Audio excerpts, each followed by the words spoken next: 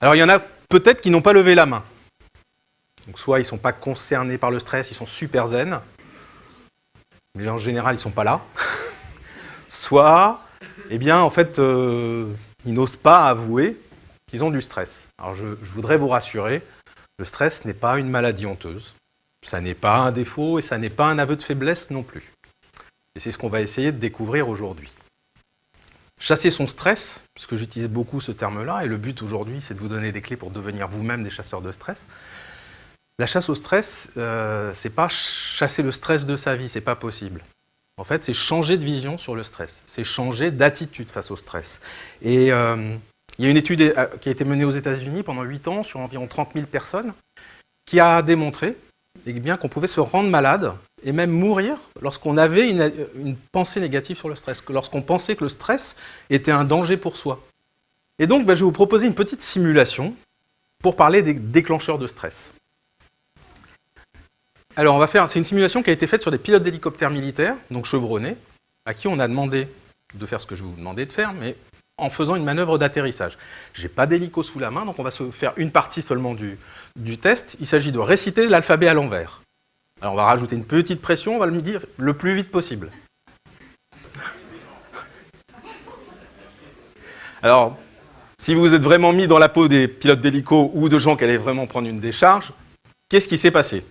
Alors là, au premier abord, on vous dirait, vous ne savez pas gérer la pression. Le stress est donc une réponse physiologique, physique, qui est une réponse du corps, de l'organisme, à ce qui est perçu comme un danger. Et vous allez voir qu'il y a aussi une dimension psychologique qui est importante. Alors vous avez compris que c'est un héritage un poil encombrant, aujourd'hui, au XXIe siècle, assez inadapté aux situations que l'on peut vivre aujourd'hui. Il faut dire que c'est à l'époque préhistorique, il était confronté à de multiples dangers, et donc c'était pour survivre. Donc aujourd'hui, il y a quand même peu de chances qu'on croise un raptor à la machine à café, à moins que ce soit votre manager qui vienne vous réclamer un dossier urgent, ou un collègue qui n'a pas encore bu son café. Alors lorsqu'on fait le lien entre stress et performance, eh bien on découvre qu'il y a différents niveaux quand même dans le stress, différentes étapes dans le stress. Et il y a 3 étapes principales dans le stress. La phase d'alarme, qui est la première, la phase de résistance ensuite, et la phase d'épuisement. Et ce que je vous propose aujourd'hui, c'est de faire un voyage au cœur de ces phases pour comprendre les mécanismes du stress, comment on peut passer sans s'en apercevoir d'une phase à l'autre, et comment on peut éviter de rentrer dans ces phases. Le vrai nom du stress, c'est syndrome d'adaptation généralisé. Donc tout était question d'adaptation. Et donc là, on parle souvent de stress négatif et de stress positif, mais on passe d'une réaction négative à une réaction positive. Et du coup, le stress devient mon ami, devient mon partenaire. Et là, alors mon état émotionnel est modifié parce que du coup, je peux prendre du plaisir à ce que je fais. Et ça ne vient plus de la souffrance. En fait, à ce moment-là, je suis performant. Voilà. Mais à une seule condition, c'est que ça ne dure pas. Parce que si je glisse sans m'en apercevoir dans la deuxième phase du stress, on inverse le système. C'est-à-dire que mes performances sont diminuées au lieu d'être stimulées.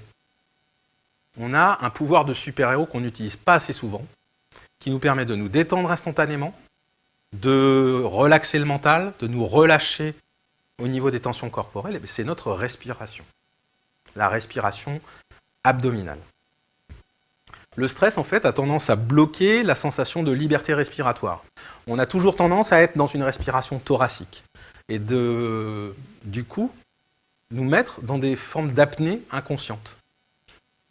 Ça vous est probablement déjà arrivé de dire « j'ai la tête sous l'eau » et d'avoir l'impression que vous êtes en apnée pendant toute la journée et de reprendre votre respiration quand vous rentrez chez vous le soir. Ce n'est pas toujours une impression. On se met vraiment en apnée inconsciente et du coup, on réduit la dose d'oxygène dont le cerveau a besoin pour fonctionner correctement. Donc là, je vais vous proposer de réapprendre à reprendre votre souffle, à respirer. Alors, on va parler du stress au travail plus particulièrement et les contraintes, qu'est-ce que c'est dans le milieu du travail? Bien, ça peut être les clients, ça peut être les collègues, c'est le management. Et pourquoi dans le milieu du travail? Parce qu'on a aussi souvent des relations qui peuvent débouler sur un conflit interpersonnel. Et puis, il y a l'activité elle-même, l'organisation, la charge de travail, peut-être la surcharge de travail, qui est souvent liée à la pression des délais, à la pression de l'activité, à la pression économique, Alors le contrôle dans le milieu du travail, qu'est-ce que c'est? C'est par exemple quand on partage un projet à plusieurs services, à plusieurs personnes qui sont interdépendantes les unes des autres.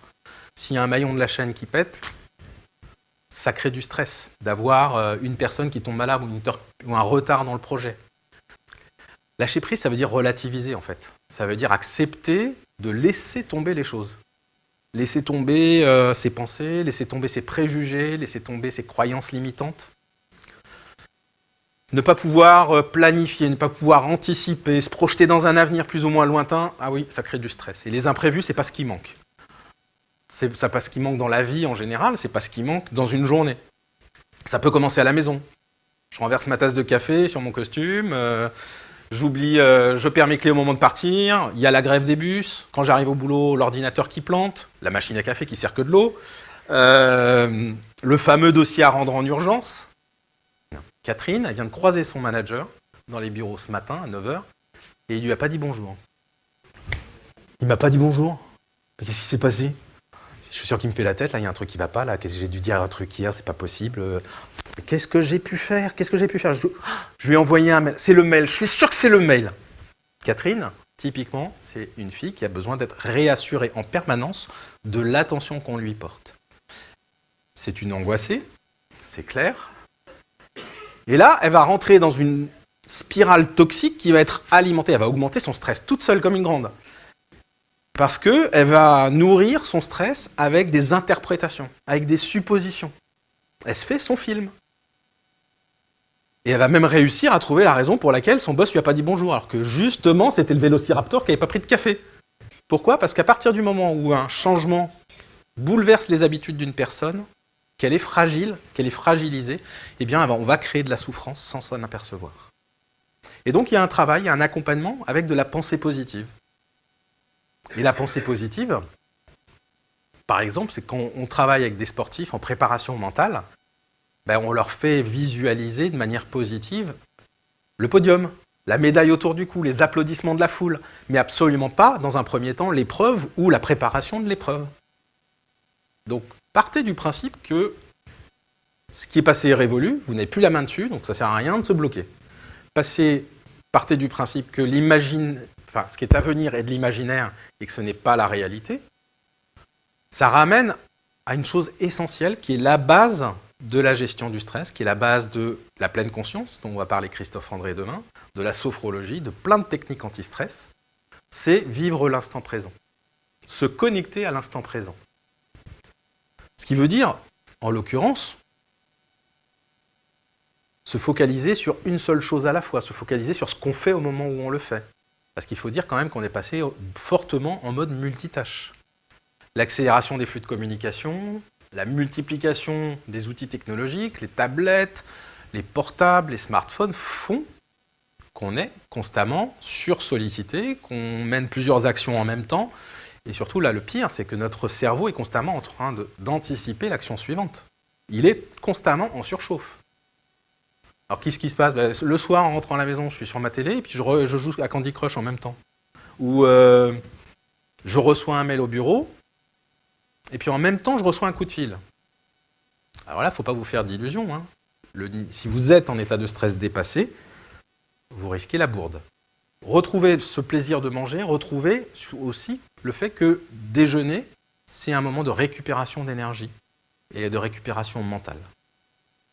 Et puis, autre besoin physiologique, le sommeil. On passe un tiers de notre vie à dormir. Pourquoi? Parce que c'est une fonction vitale. C'est une fonction de récupération de l'énergie. 1 Français sur 5 a des troubles du sommeil. Et c'est quand même les premiers symptômes du stress et de l'anxiété. Alors, on sait que le sport, c'est prouvé, a un impact sur la santé physique, mais il y a des études qui ont montré qu'il a un impact sur la santé psychologique également. Et en l'occurrence, l'amélioration du sommeil, l'amélioration des capacités cognitives, la concentration, l'attention, la mémoire. Il fait baisser les symptômes dépressifs, et on a même constaté qu'il permettait d'avoir un sentiment de contrôle de l'anxiété et du stress. La phase d'épuisement, c'est quand vous n'avez plus de capacité, que tout est épuisé, que vos ressources énergétiques, physiques, psychologiques sont épuisées. Et dans ces cas-là, on peut arriver à trouver des gens comme ça face à nous, qui sont la tête entre les mains, on pense qu'ils réfléchissent. Hein.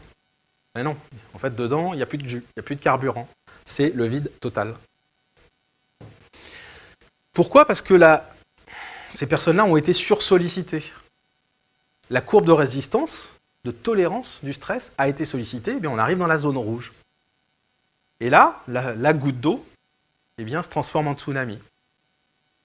Et la goutte d'eau, c'est le burn-out, c'est le déclencheur du burn-out. Et qu'est-ce que ça peut être, la goutte d'eau ? C'est quelque chose de bête, ça peut être Catherine à qui on n'a pas dit bonjour ce matin.